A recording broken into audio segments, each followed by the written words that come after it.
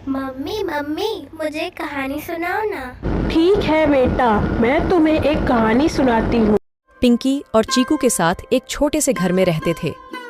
घनश्याम सेठ धनीराम के यहाँ खेतों में मजदूरी का काम करता था और लता गांव के एक बंगले में खाना और साफ सफाई का काम करती थीं। दोनों पति पत्नी खूब मेहनत और मशक्कत करके अपने और अपने बच्चों का पेट भरते थे। यूं तो हमेशा ही गर्मी के समय 40 डिग्री तक तापमान चला जाता था, लेकिन इस साल तापमान बहुत ज्यादा बढ़ गया था, जिस वजह से बसंतपुर गांव के लोग बहुत ज्यादा परेशान थे। दिन हो या रात हो, लोग गर्मी से बेहाल थे। इस साल तो बहुत ज्यादा गर्मी पड़ी है। इतनी कड़ी धूप में काम करना बहुत मुश्किल हो गया है। घर से निकलते ही पसीना बारिश की तरह टपकने लगता है। इतनी भारी गर्मी में तो काम पर भी जाने का मन नहीं करता। न जाने इस साल की गर्मी कैसे कटेगी।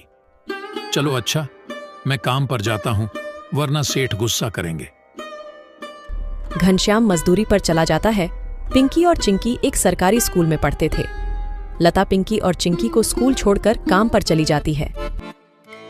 उस बंगले में मालकिन हेमलता और मालिक रामचंद्र अपने 2 बच्चे टीना और शिवम के साथ रहते थे। अरे लता, आ गई तू। अब चल जल्दी से सारे काम निपटा लो।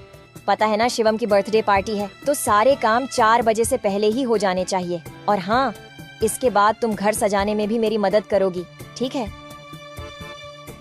ठीक है मालकिन, मैं पहले जाकर घर के सारे काम निपटा लेती हूँ। इसके बाद घर को सजाने में मैं आपकी मदद करूँगी। ऐसे लता घर के सारे काम करने के बाद हेमलता की घर को सजाने में मदद करती है। हेमलता और लता मिलकर पूरे घर को अच्छी तरह से सजा देते हैं। अच्छा मालकिन, मैंने घर के सारे काम निपटा दिए हैं और पार्टी की सारी तैयारी भी हो गई है, तो अब मैं घर जाती हूँ। हाँ ठीक है, लेकिन पता है ना तुम्हें, आज शिवम की बर्थडे पार्टी है, तो तुम शाम को 7 बजे अपने बच्चों के साथ पार्टी में आ जाना। और हाँ, मुझे तुम्हारी थोड़ी मदद की भी जरूरत होगी। ठीक है मालकिन, मैं शाम के समय बच्चों के साथ यहाँ आ जाऊंगी। ऐसा कहकर लता घर चली जाती है और दोनों बच्चों को तैयार करके शाम को 7 बजे पार्टी में आ जाती है। पार्टी बहुत ही शानदार होती है। लता के बच्चे इतना बड़ा घर देखकर कहते हैं, अरे यार चिंकी, यह घर कितना बड़ा है और कितना सुंदर है। बाहर कितनी गर्मी है, फिर भी इनके घर के अंदर कितना ठंड लग रहा है। पिंकी और चिंकी की बातें शिवम सुन लेता है और वह उनसे कहता है, अरे ये घर ठंडा इसलिए लग रहा है क्योंकि हमारे घर में हर कमरे में एसी लगा हुआ है। ओह, मतलब कि एसी लगाने से घर बहुत ठंडा हो जाता है। दीदी, हम भी अपने पिताजी को अपने घर में एसी लगाने के लिए बोलते हैं ना, हमारे घर में भी बहुत ठंडा लगेगा। चलो बच्चों, इधर आओ, केक काटने का टाइम हो गया है। जब केक काटने लगता है तो पिंकी और चिंकी एसी की ठंडी ठंडी हवा खाते खाते शिवम के कमरे की तरफ चले जाते हैं और शिवम के कमरे के बाहर खड़े होकर एसी की ठंडी ठंडी हवा का मजा लेने लगते हैं। एसी की ठंडी ठंडी हवा खाते खाते वह दोनों कमरे के अंदर चले जाते हैं। दीदी, यह कमरा तो सबसे ठंडा है, इसमें कितनी ठंडक है। और दीदी, यह देखो, यह बिस्तर कितना सुंदर है, बिल्कुल मखमल जैसा।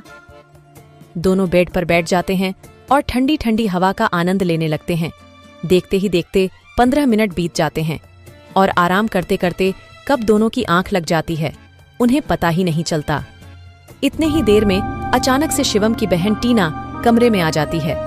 वह पिंकी और चिंकी दोनों को शिवम की बेड पर लेटा देखकर जोर से भड़कती है। ये दोनों मेरे कमरे में क्या कर रहे हैं? माँ इधर आओ, देखो ये दोनों मेरे बेड पर क्या कर रहे हैं। टीना की आवाज सुनकर हेमलता कमरे में आती है।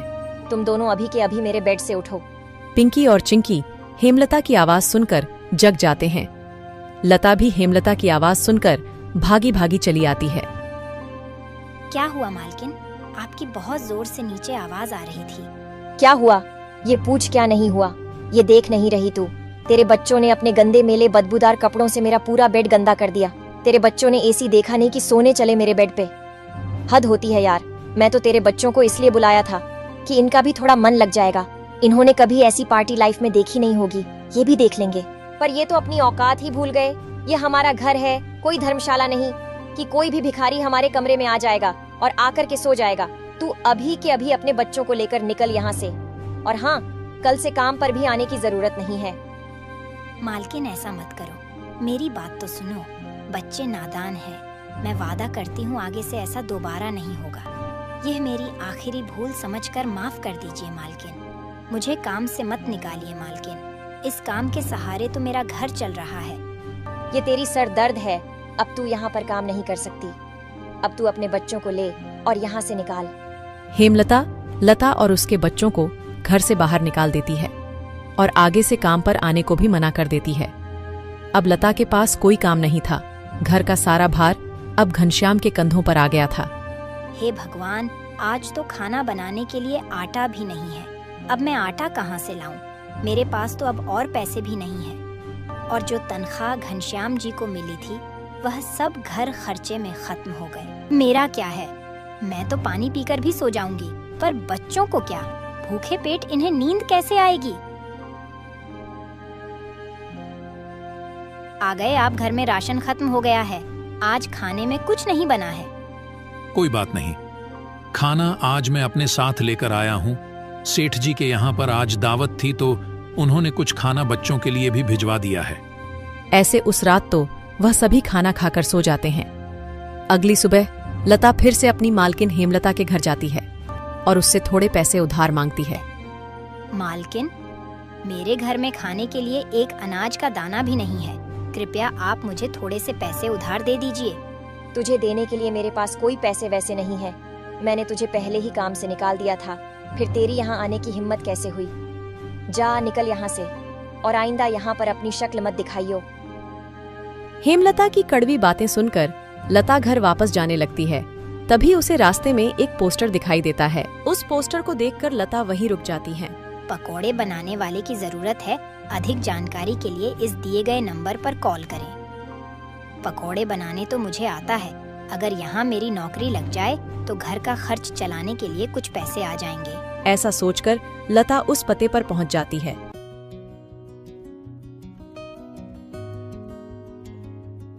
भैया, मैंने आपका पोस्टर देखा। आपको किसी पकोड़े बनाने वाले की जरूरत है? हाँ, जरूर तो है। तुम पकोड़ा बना लोगी। क्या तुम्हें पकोड़े बनाने आते हैं? हाँ, सब मुझे कई तरह के पकोड़े बनाने आते हैं, जैसे मिर्च का पकोड़ा, पालक का पकोड़ा, पनीर का पकोड़ा और भी कई प्रकार के पकोड़े मुझे बनाने आते हैं। तो ठीक है, तुम आज से ही काम पर लग सकती हो।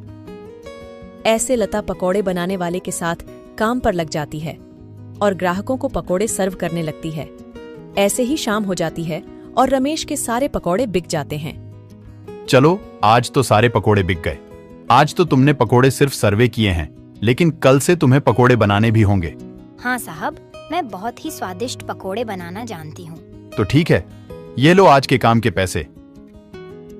300 रुपए लेकर लता सबसे पहले राशन की दुकान पर जाती है और वहां से राशन का सामान खरीदकर घर आ जाती है।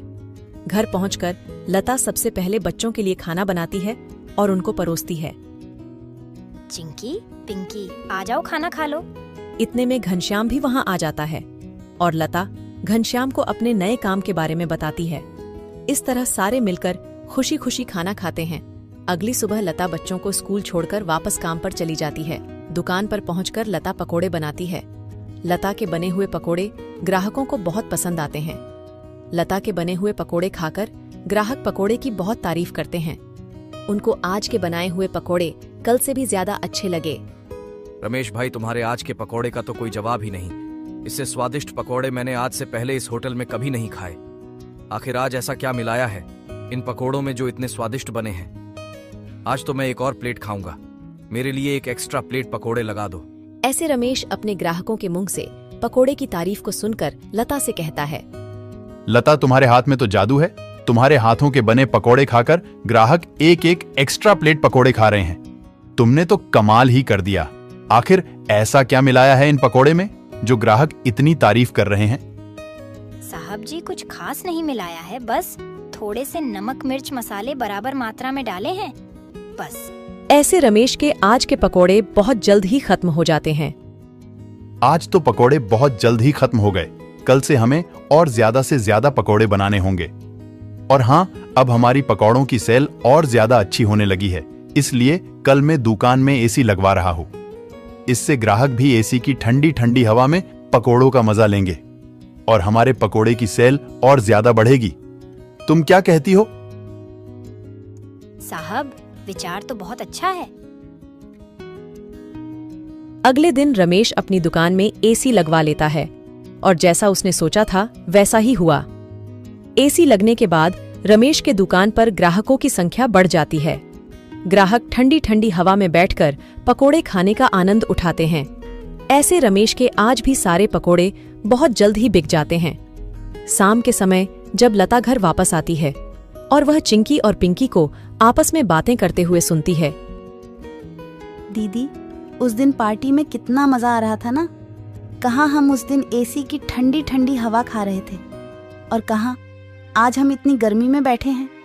काश हमारे घर में भी एसी होती तो हम भी अभी एसी की ठंडी ठंडी हवा खा रहे होते। इतने में लता अंदर आ जाती है। अरे चिंकी और पिंकी, तुम दोनों क्या कर रहे हो? तुम दोनों ने अपने स्कूल का होमवर्क किया?